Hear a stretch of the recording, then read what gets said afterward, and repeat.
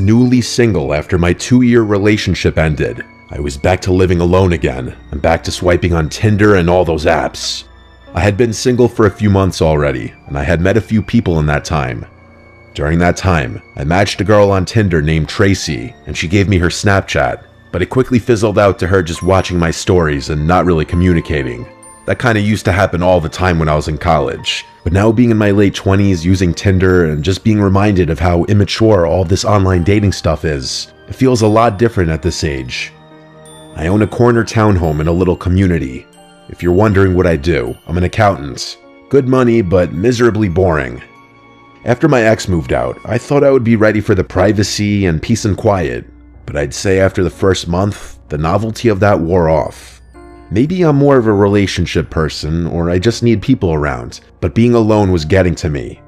That's why I was constantly swiping on dating apps and trying to go on dates, just to get out of the house. This was last December. I posted something on my Snap story that had to do with Christmas, and guess who commented on my story? It was that Tracy girl who I hadn't spoken to in weeks. She struck up a conversation about us doing some Christmas-themed stuff together, and from there we started chatting for a bit. I suggested the most festive things I could think of, ice skating, going to the village, and looking at the decorations, but she suggested we decorate my Christmas tree. Firstly, I did have a fake tree, but it was up in the attic, so I told her I didn't have it up yet because it's kind of a 2-person job getting it out of the attic. She said she'd gladly come over and help, so I figured why not. I told her to come over around 9 that night. It was already dark at that point when we made the plan.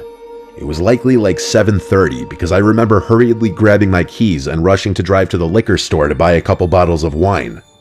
When I got back to the house, I vacuumed and swept the floors. Ever since my breakup, the things my girlfriend would do to clean the place were left to me, and I realized how quickly a place can get dirty. 9 p.m. rolled around, and I was low-key sitting upright on the couch with the TV on, pretending like I was just chilling in the living room watching a movie already. Meanwhile, I had set everything up to be cozy and relaxing, but I sat there for a while, waiting on her to message me or for the doorbell. I sent a follow-up saying, "Let me know when you're on your way," and I eventually started to think she was flaking, until finally, around 9:30, when she said she's outside. She came inside, and I was shocked to find that I was looking up at her. She was a couple inches taller than me. I'm 5'10", so she had to be at least 6 feet tall. I also immediately picked up on the fact that she smelled like she was drenched in perfume. We went straight to the couch and sat down, and she sat really, really close to me, like our legs were touching. This is where I started to get confused in how exactly I was feeling. She looked a bit older, maybe a little rougher, I'm not sure how to explain it, and underneath that overpowering smell of cheap-smelling perfume, I couldn't help but feel like there was a slight hint of body odor, which completely turned me off. I asked her if she wanted wine, and she said yes please. So I went and poured a couple glasses as we talked.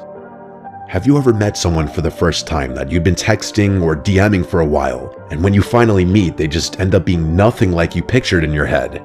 That was pretty much this. Something about her felt off, like she lacked certain social cues. I handed her a glass of Merlot, and we cheers each other. I shit you not, she almost immediately spilled a huge drop of red wine on my light blue couch. I composed myself, but I wanted to scream. I said it's okay, as I ran to the kitchen to get a damp paper towel and sponge. I ran back to the couch and blotted it as quickly as I could before it would settle. She kept apologizing, and I kept saying it was okay. After this, it got a little more tense, and to break the tension, I suggested I get the tree out of the attic. So I went up to the attic, slid over the giant box with all the tree parts in it, and started handing her down the pieces one by one, each piece getting bigger until we got to the biggest part, the part that I wouldn't be able to handle going down the ladder on my own. She grabbed it with ease. I had to remember this girl's size. Once everything was handed down, I went back down and we assembled the tree in the living room with Christmas music playing. I poured her more wine and I drank more myself. I loosened up a bit more. Wine makes any situation feel better. Once we had the tree set up, next was the ornaments. I told her my ornaments were all in the crawl space. These ornaments were all from my childhood. My parents gave me bins and bins of Christmas decorations. So I went down to the crawl space and one by one started taking out the bins, while I left Tracy in the living room to relax. As I was doing all of this, I started feeling woozy, like the wine was getting to my head. I've never been a heavy drinker, so I do have a low tolerance, but I felt like I hadn't drank that much to feel this way. I grabbed the first bin and started lugging it up the stairs. By the time I got to the top, Tracy wasn't anywhere in sight. I assumed she was in the bathroom at first and called her name. I looked around each room and then saw that the bathroom was empty. I scratched my head in confusion as I kept calling her name. I went to message her on Snap, but she never opened the Snap. I checked the 2 bedrooms too, but she was gone.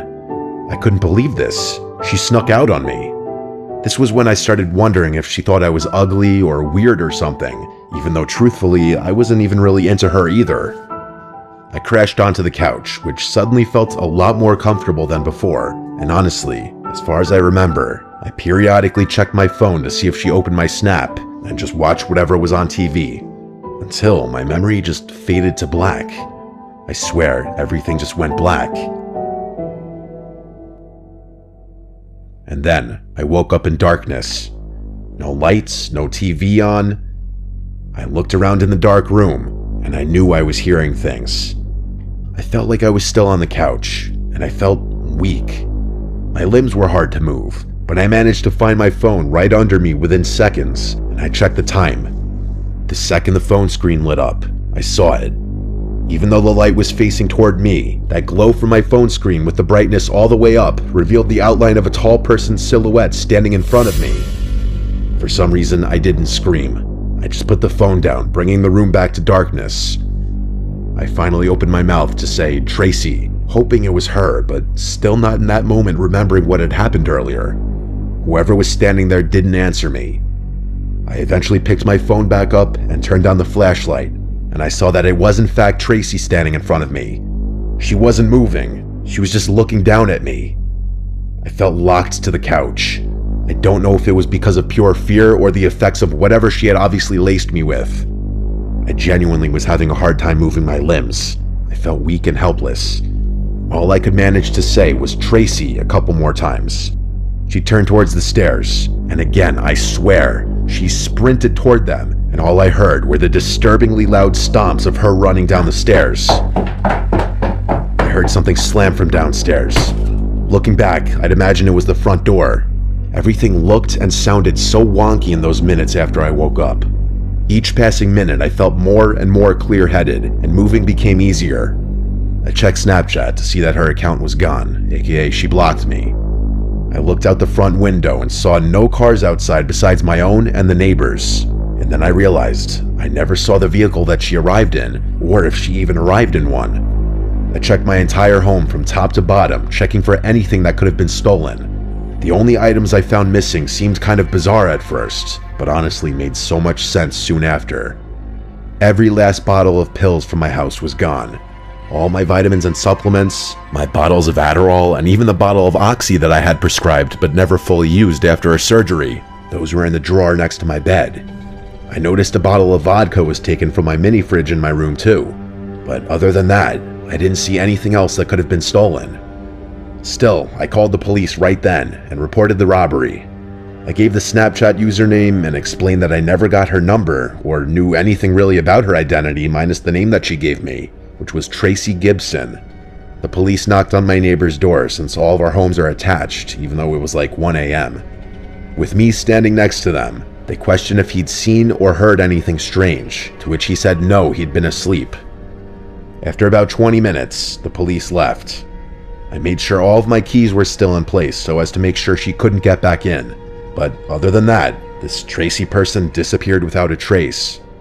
I knew her behavior was quirky and wonky from the first few minutes of meeting her, and it makes so much sense now. I won't even call it a theory because I just know this is the truth. I think that girl, or woman I should say, was older than she claimed, and she was potentially homeless with a serious drug addiction. I think she drowned herself in perfume to mask the body odor that was honestly still showing through. She laced my wine with something when I was in the attic clearly. I don't know exactly how long I was out, but it was enough for her to scour my entire home for any and all drugs and supplements. I still remember how disturbing of an image it was seeing her tall silhouette standing in front of me while I was just waking up on the couch. Honestly, after this,